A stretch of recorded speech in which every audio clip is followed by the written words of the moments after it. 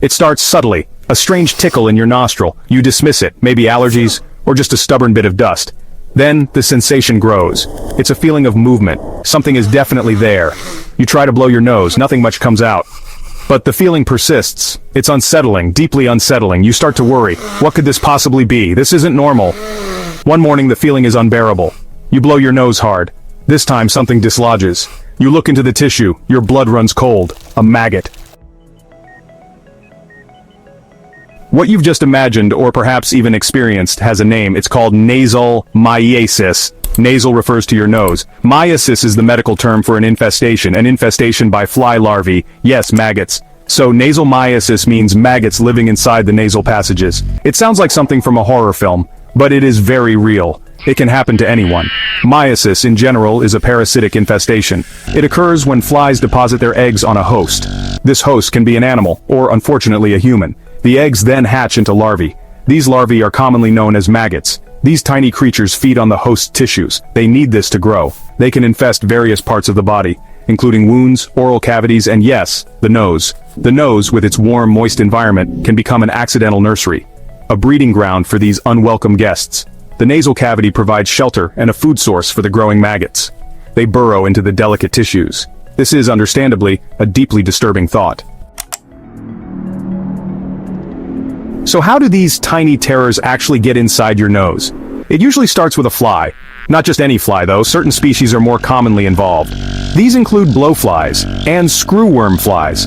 Botflies are another culprit. These flies are attracted to specific conditions. They are looking for a place to lay their eggs, a place where their young can thrive. This is their biological imperative. These flies are often drawn to open wounds or sores. Even a tiny cut can be an invitation. They might also be attracted to areas with poor hygiene, or to people with pre-existing nasal conditions like chronic sinusitis or nasal polyps, anything that creates a welcoming environment. Sometimes it's simply bad luck. A fly might land near the nostrils and deposit its eggs undetected. This can happen quickly. Once the fly lays its eggs, the clock starts ticking. The first signs of nasal myiasis can be subtle. You might feel an unusual itching inside your nose, or a persistent tickling sensation. Some people report a feeling of blockage, like a cold they just can't shake. There might be a strange crawling feeling. It's easy to dismiss these early warnings. You might think it is just a minor irritation, but it can escalate quickly. As the maggots grow, the symptoms become more severe. You might experience intense pain in your nose and sinuses. Facial pain is also common. There can be bleeding from the nose. A foul-smelling discharge is a telltale sign. Sometimes you can actually see the maggots. They might be visible at the nostril opening, or they might be expelled when you sneeze or blow your nose. If left untreated, nasal myiasis can lead to serious complications.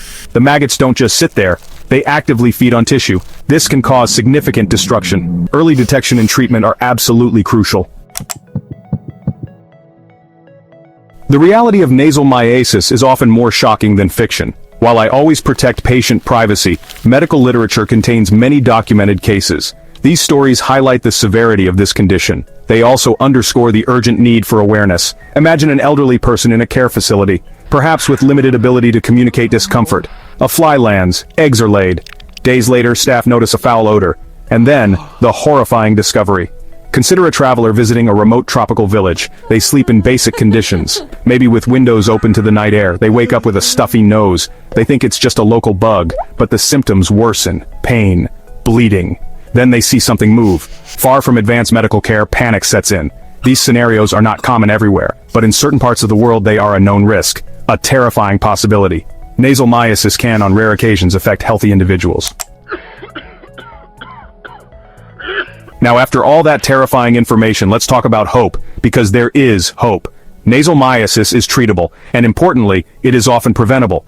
If you suspect you have this condition, seek medical help immediately. Do not try to remove the maggots yourself. This can be dangerous. You might push them further in, or cause more tissue damage. Professional help is essential. Prompt action is key. Treatment usually involves a few steps. First, a doctor will confirm the diagnosis. They will examine your nasal passages, often using an endoscope, a small camera. Then, the primary goal is to remove all the maggots. This can be done manually, using forceps or through irrigation, flushing the nasal cavity with saline solution. Sometimes substances are used to immobilize the maggots first. This makes them easier to remove. Once the maggots are removed, attention turns to healing.